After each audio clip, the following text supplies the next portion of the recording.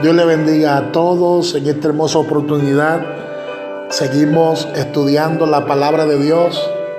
Seguimos anunciando lo que la palabra de Dios establece. Y vamos a entrar ahora a la segunda parte de esta gran enseñanza. Estamos estudiando y hablando acerca de la iglesia de Filadelfia. Y en la enseñanza pasada estuvimos explicando que Filadelfia, sin lugar a duda, fue el mejor período de toda la historia de la iglesia. Estuvimos explicando que este período se caracterizó por un período glorioso, ya que en este período la iglesia estaba enfocada, la iglesia estaba profundizándose en lo que la palabra del Señor establece. También estuvimos explicando que esa iglesia de Filadelfia tenía una puerta abierta al mundo porque era una iglesia de amor. Estuvimos explicando que el nombre Filadelfia quiere decir amor fraternal. Y esta iglesia, que vivió desde el año 1500 hasta el año 1900, se destacaba por el gran amor que tenía tanto para con Dios como para los hermanos en Cristo. Debido a este gran amor, los creyentes de esa época lograron alcanzar al mundo entero con el Evangelio de Jesucristo. También estuvimos explicando anteriormente que esta iglesia se conocía como una iglesia de santidad, ya que ellos conocían al Señor como el Santo. Y esto se manifestaba en esta época. Los hermanos y los creyentes eran creyentes que vivían en santidad. También estuvimos explicando que esta iglesia de Filadelfia se conoció en esa época como la iglesia de la verdad, ya que Jesucristo no solo se conoció como el santo, sino que también se conoció como el verdadero. Y Jesús lo dijo en Juan 14:6, cuando dijo: yo soy el camino, yo soy la verdad y yo soy la vida. También en Juan 17:17 dice la palabra que la verdad es la palabra de Dios. Entonces los creyentes de Filadelfia conocían a Cristo como el verdadero porque eran creyentes o cristianos de la verdad. O sea, eran cristianos que se estaban identificando 100% con lo que la palabra de Dios establecía. De manera que esta época de Filadelfia marcó un antes y un después, porque era un tiempo de santidad personal. Los creyentes aceptaban la Escritura como la palabra de Dios y la única fuente de la verdad. La única fuente de la verdad. No tenían otra línea, no tenían otra fuente. Ellos tenían la Biblia abierta y solo estudiaban las Sagradas Escrituras, solo estudiaban la verdad de la palabra de Dios. También estuvimos explicando anteriormente que esta iglesia de Filadelfia envió muchos apóstoles y muchos misioneros a todas las naciones de la tierra. Fue un tiempo de mucha expansión. Fue un tiempo donde la palabra de Dios llegó a los confines de la tierra. El evangelio del reino de Dios fue establecido en esa época como en ninguna otra época. Sin embargo, en esta ocasión vamos a seguir estudiando lo que la palabra de Dios establece. En el libro de Apocalipsis, capítulo 3, versículo 9. Vamos a leer nuevamente la palabra en el libro de Apocalipsis, capítulo 3, versículo 9. Abra su Biblia en ese texto bíblico.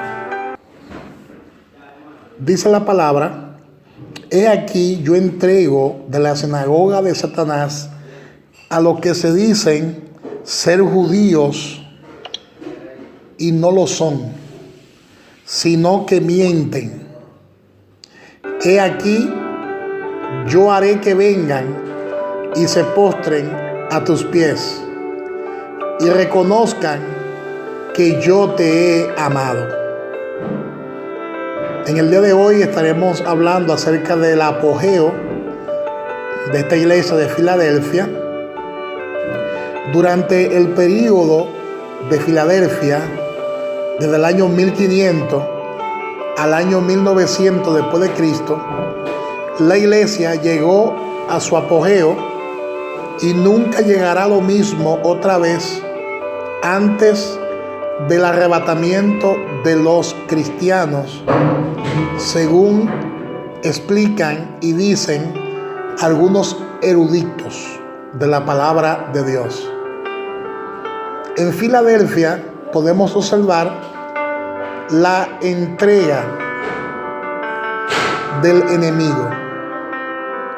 La iglesia popular, la iglesia católica, no tuvo mucha influencia en esa época, porque su influencia prácticamente fue anulada, porque la reforma quebró el control de Roma sobre el mundo y le devolvió la Biblia al hombre común y corriente. Le devolvieron ellos la Biblia en su propio idioma. Aquí nosotros pudimos observar vestigio de avivamiento, de un gran avivamiento que se produjo en esa época, de manera que el control que tenía la iglesia católica se redujo significativamente.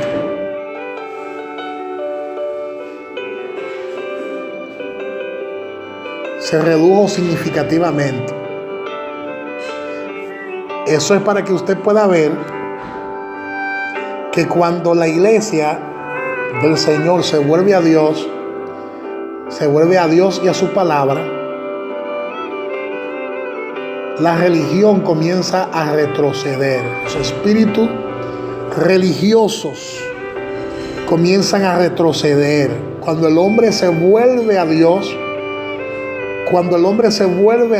y a su palabra, las tinieblas automáticamente comienzan a retroceder, porque la palabra de Dios te da luz, la palabra de Dios te da conocimiento. Y las tinieblas siempre son símbolos de ignorancia, siempre son símbolos de falta de conocimiento. Y a través de esta iglesia de Filadelfia, el conocimiento de Dios, la luz de Dios, comenzó a manifestarse de una manera poderosa en esta iglesia. Ahora fíjate bien lo que la palabra dice en Apocalipsis capítulo 3, versículo 10 hasta el 12. Dice la palabra de Dios: por cuanto has guardado la palabra de mi paciencia, yo también te guardaré de la hora de la prueba que ha de venir sobre el mundo entero, para probar a los que moran sobre la tierra. He aquí yo vengo pronto. Retén lo que tienes, para que ninguno tome tu corona.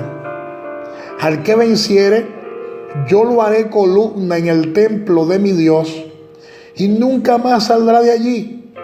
Y escribiré sobre él el nombre de mi Dios y el nombre de la ciudad de mi Dios, la nueva Jerusalén, la cual desciende del cielo de mi Dios, y mi nombre nuevo. De manera que aquí hay una promesa de preservación. En el versículo 10 hay una promesa de preservación. Dice: por cuanto has guardado la palabra de mi paciencia, yo también te guardaré de la hora de la prueba que ha de venir sobre el mundo entero, para probar a los que moran sobre la tierra. Hay una promesa aquí de preservación. Cristo les prometió a los hermanos de Filadelfia que los guardaría de la hora de prueba que vendrá sobre el mundo entero. Esa hora de prueba, en el contexto de la aplicación personal de Apocalipsis capítulo 2, y capítulo 3 era la era de contrarreforma de la Iglesia popular, que resultó en el Concilio de Trento, otra Inquisición, y también los jesuitas. Fíjese bien en que Cristo solo prometió guardar a los que guardaban la palabra de su paciencia.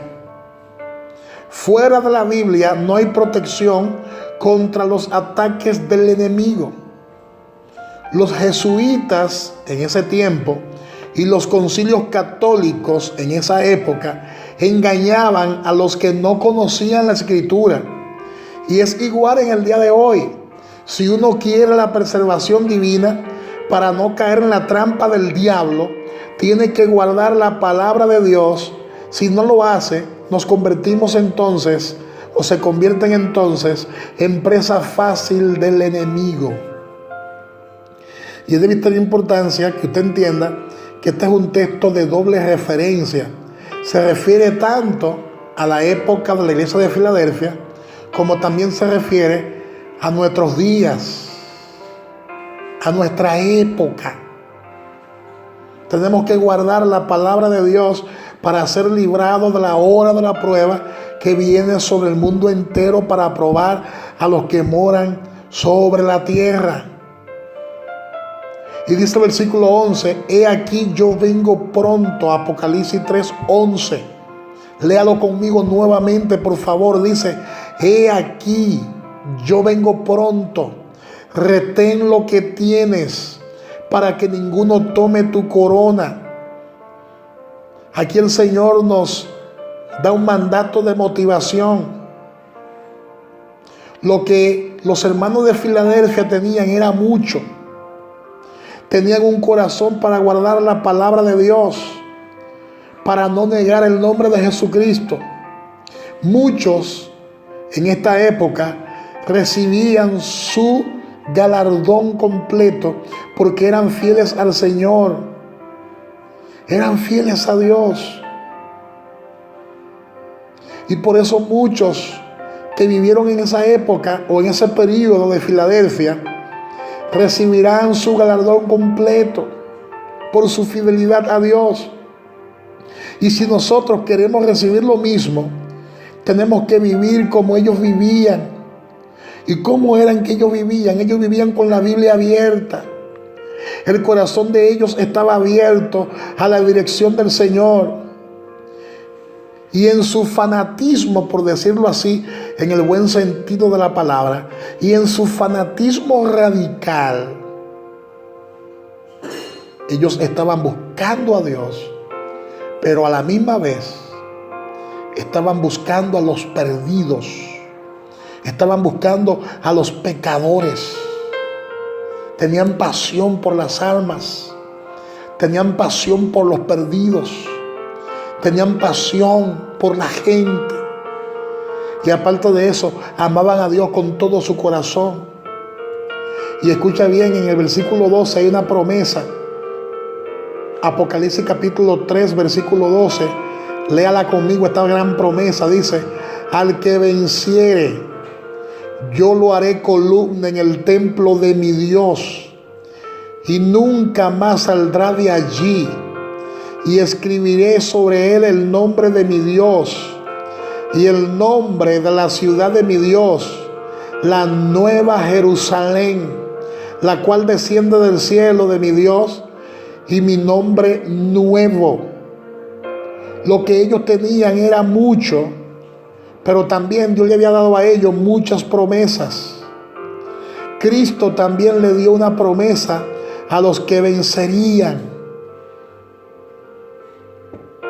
Cristo le dio esta gran promesa. Cristo le dio una promesa a los que retenían lo que tenían. Por eso dice, retén lo que tiene para que ninguno tome tu corona.